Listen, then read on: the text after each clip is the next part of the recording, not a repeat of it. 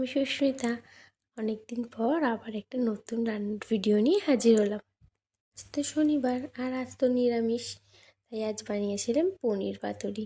পনির তো সব রকমভাবেই খাওয়া হয় নিরামিষ দিনে, কিন্তু এই পনির পাতুরিটা কখনো বানিয়ে খাওয়া হয়নি, তাই আজ বানিয়েই ফেললাম পনির পাতুরি। কী করে বানিয়েছি, কী কী উপকরণ দিয়েছি সবটাই তোমাদের সাথে শেয়ার করব।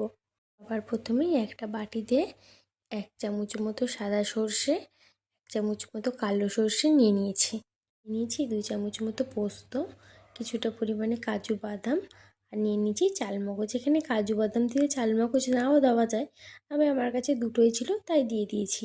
এরপর দিয়ে দিয়েছি 1 চামচ মতো হলুদ গুঁড়ো, 1 চামচ মতো নুন, আর দিয়ে দিয়েছি 2টো কাঁচা লঙ্কা।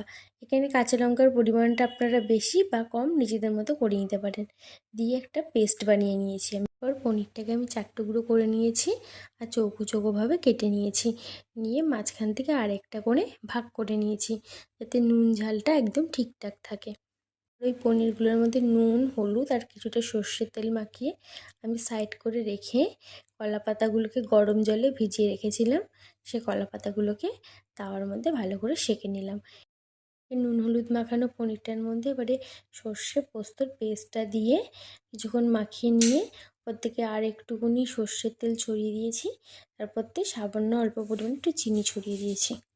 আগে থেকে সেঁকে রাখা কলা পাতাগুলোর মধ্যে পনিরটা দিয়ে তারপরে দিয়ে দিয়েছি একটা কাঁচা লঙ্কা, আর ওপর থেকে একটু সর্ষের তেল ছড়িয়ে পাতাটাকে সুতো দিয়ে বেঁধে নিয়েছি। এই পদ্ধতিতে প্রত্যেকটা পাতুরি আমি এভাবে রেডি করে ফেললাম।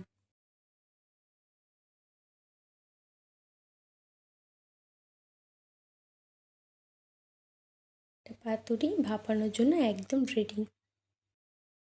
এরপর একটা ফ্রাইং প্যানের মধ্যে একটু বেশি করে সর্ষের তেল দিয়ে তেলটা গরম হয়ে গেলে প্রত্যেকটা পাতুরি একটা একটা করে দিয়ে দেবো। তারপরে দুপিঠ ভালো করে ভেজে পাতুরিগুলো দুপিঠ লাল লাল করে ভাজা হয়ে গেলে আমি গ্যাসটাকে আস্তে করে দিয়ে একটু ঢাকনা দিয়ে কিছুক্ষণ ঢেকে রেখেছিলাম। এরপর ঢাকনা খুলে আর একটু সামান্য পরিমাণে জল দিয়ে আর একবার ঢাকা দিয়ে ভালো করে ভাপিয়ে নিলাম। ভাতের সঙ্গে খাওয়ার জন্য রেডি হয়ে গেছে আমাদের গরম গরম পনির পাতুরি। গরম ভাতের সঙ্গে এই পনির পাতুরি জাস্ট ফাটাফাটি। পনির পাতুরিটা কেমন লাগলো তোমাদের কমেন্ট করে যেতে ভুলো না কিন্তু।